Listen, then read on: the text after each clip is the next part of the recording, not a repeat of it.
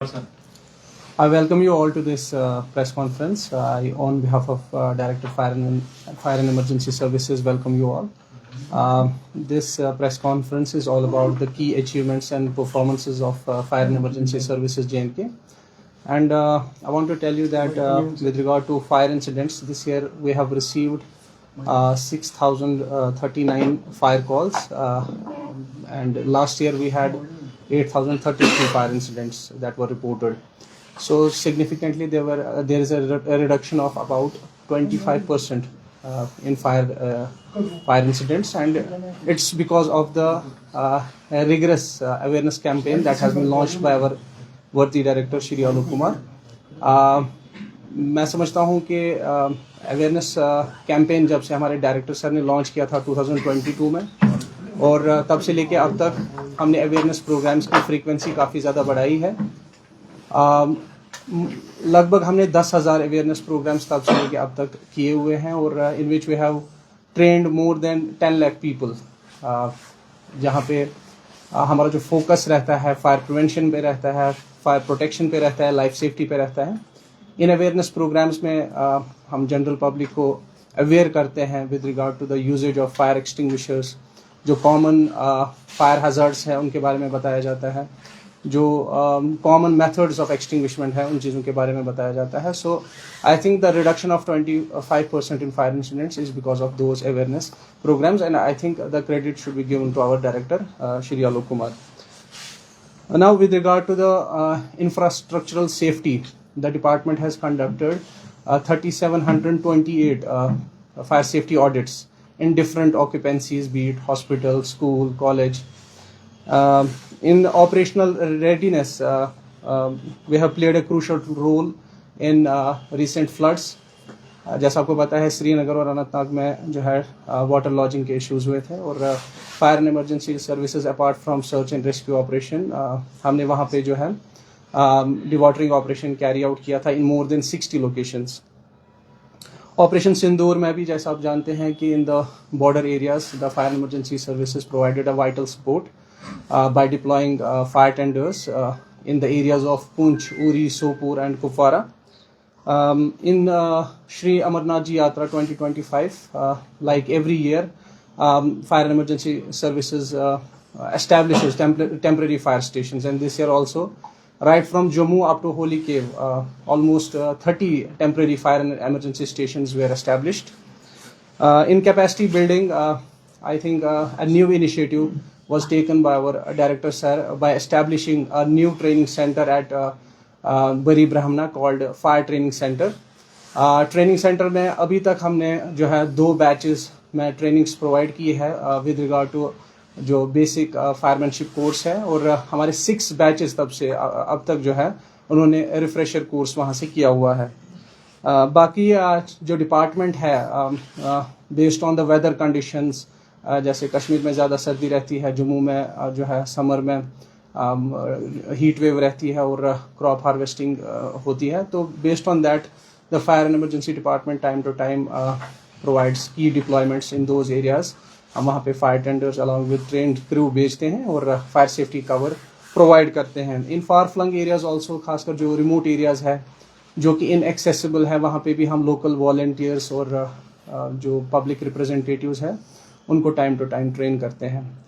So fire and emergency services, in conclusion, we have adopted a proactive approach, we have adopted a balanced approach and future oriented approach under the leadership of our director, and हम अपनी commitment पे कायम है.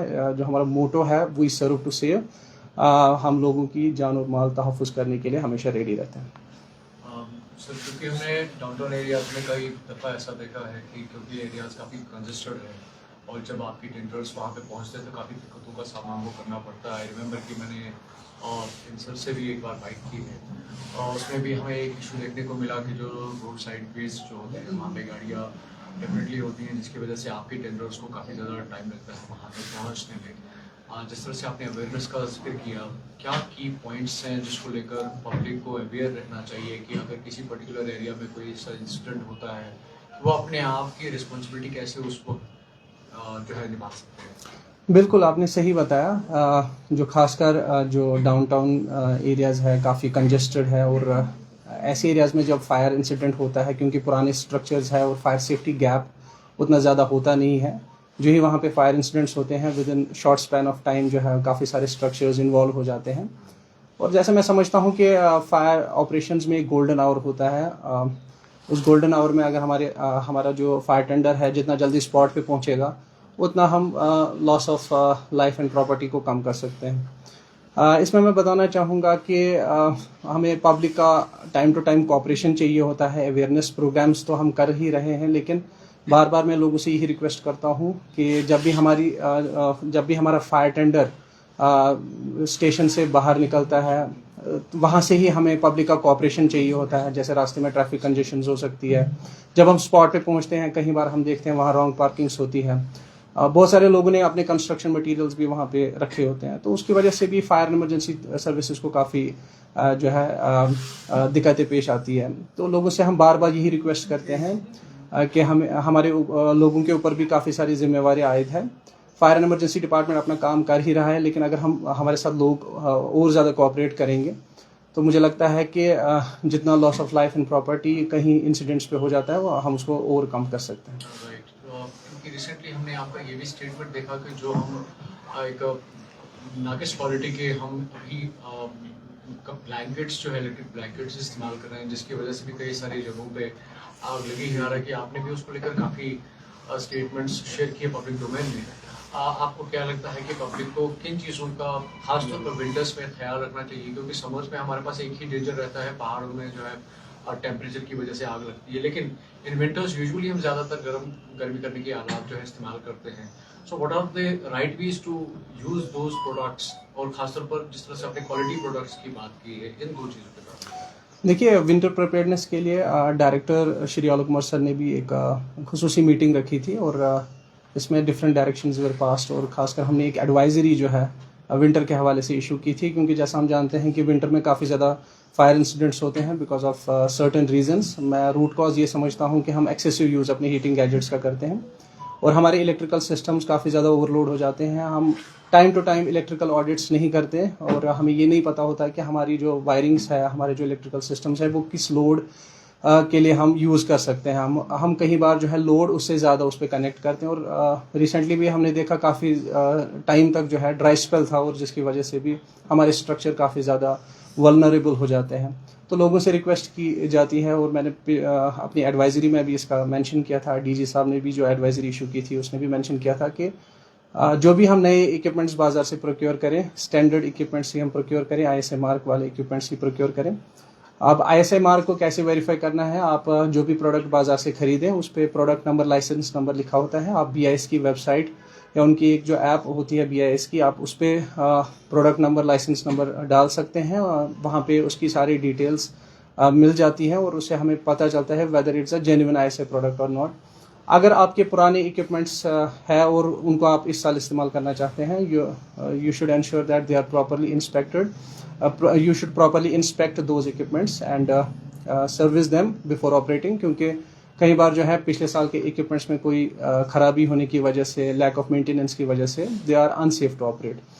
बहुत सारे fire incident जैसे मैंने कहा इलेक्ट्रिकल रीजंस की वजह से होते हैं, उसके लिए टाइम टू टाइम हमें इलेक्ट्रिकल ऑडिट करने की ज़रूरत है। काफ़ी बार हमारी जो वायरिंग्स है पुरानी होने के कारण, डैमेज्ड होने के कारण, सब स्टैंडर्ड होने के कारण ये लोड झेल नहीं पाती, जिसकी वजह से फायर इंसिडेंट्स होते हैं। तो लोगों से रिक्वेस्ट है कि आप अपने घरों का time to time electrical audit कराएं।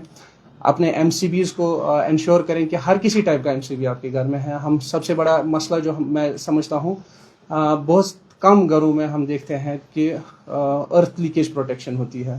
तो लोगों से वहाँ पे रिक्वेस्ट की जाती है कि आप अर्थिंग का ध्यान रखें। जो ELCB या RCCB टाइप जो सर्किट ब्रेकर्स हैं वो अपने घरों में इंस्टॉल करें based on the recommendations of the licensed electricians.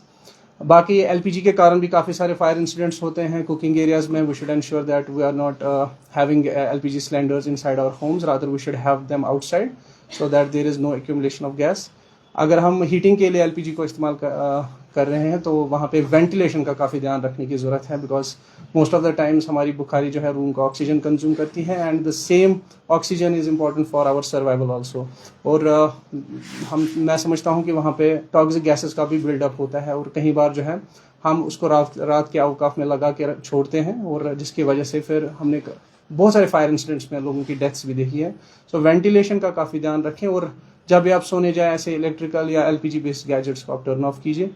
बाकी ट्रेडिशनल जो हम कांगरी या हमाम इस्तेमाल करते हैं वहाँ पे भी आप सेफ प्रैक्टिसेस ही अडॉप्ट करें, और कहीं पे भी फायर इंसिडेंट होता है आप 101 पे हमें कॉल कर सकते हैं। और सबसे बड़ा इशू जो अभी है इलेक्ट्रिक ब्लैंकेट्स को लेके, जहाँ पे हम बहुत ज़्यादा फायर इंसिडेंट्स देखते हैं, क्योंकि मार्केट में भी आजकल जो है काफ़ी सब स्टैंडर्ड इलेक्ट्रिक ब्लैंकेट्स है, और तो लोगों से रिक्वेस्ट की जाती है आप स्टैंडर्ड ISA मार्क ब्लैंकेट्स ही बाजार से प्रोक्योर करें, खासकर जिनमें एक थर्मोस्टेट लगा होता है, क्योंकि जब हम रात के टाइम उसको लगा के छोड़ते हैं तो उसका जो थर्मोस्टेट है प्रॉपरली फंक्शन नहीं करता, और हीटिंग के कारण वहाँ पे फायर इंसिडेंट्स होते हैं।